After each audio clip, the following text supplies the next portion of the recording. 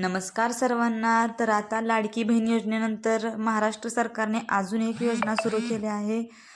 तर या योजनेसाठी काय काय डॉक्युमेंट लागतात हे सर्व सविस्तर माहिती आपण या व्हिडिओच्या माध्यमातून पाहणार आहे. तर चला आपण ही योजना काय आहे ही बघूया.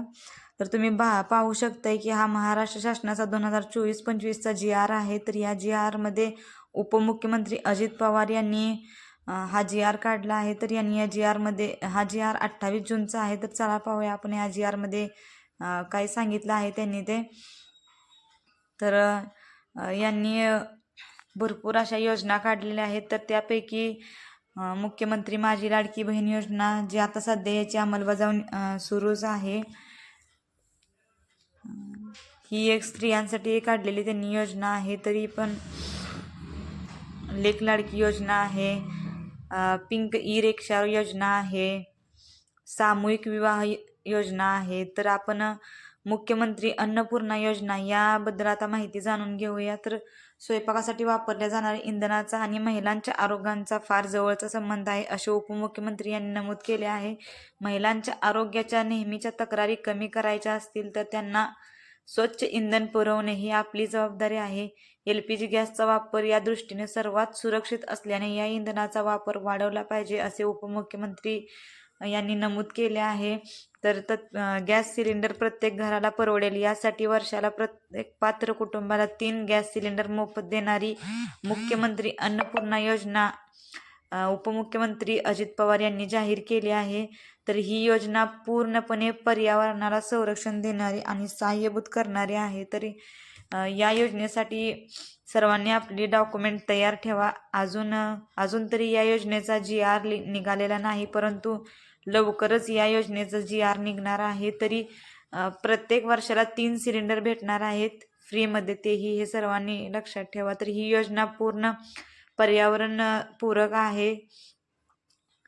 तर ही योजना महाराष्ट्र सरकारने महिलांसाठी काढली आहे. तर आपण या योजनेची भरपूर माहिती अशी पाहणार आहोत. तर प्रत्येक पात्र कुटुंबाला वर्षाला 3 सिलेंडर मोफत मिळणार आहे. तर या मुख्यमंत्री अन्नपूर्णा योजना 2024ची पात्रता काय आहे आपण पाहूया. तर फक्त महाराष्ट्र राज्यातील नागरिकांनाच ही योजना लागू आहे. परराज्यातील लोकांना या योजनेचा लाभ घेता येणार नाही. अर्जदार व्यक्तीकडे रेशन कार्ड असणे आवश्यक आहे. आर्थिकदृष्ट्या दुर्बल घटकातील नागरिकांनाच हा मिळणार आहे. म्हणजेच आर्थिकदृष्ट्या दुर्बल घटकातील नागरिकांनाच हा मिळणार आहे.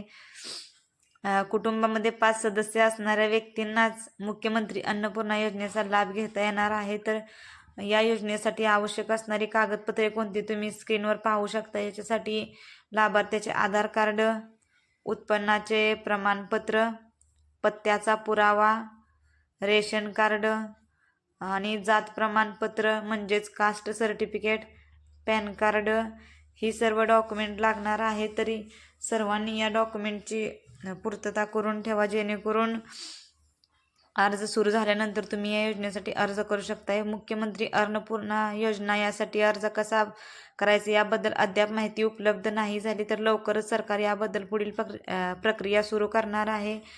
तत्पूर्वी तुम्ही या चॅनलला सबस्क्राईब केलं नसेल तर चॅनलला सबस्क्राईब करून घ्या, जेणेकरून येणाऱ्या नवनवीन व्हिडिओचे अपडेट सर्वप्रथम तुम्हाला भेटतील. आणि हा व्हिडिओ जास्तीत जास्त लोकांना शेअर करा, व्हिडिओला लाईक करा. जेवढे तुम्ही जास्त लाईक कराल तेवढे जास्त लोकांपर्यंत ही माहिती पोहोचणार आहे. धन्यवाद.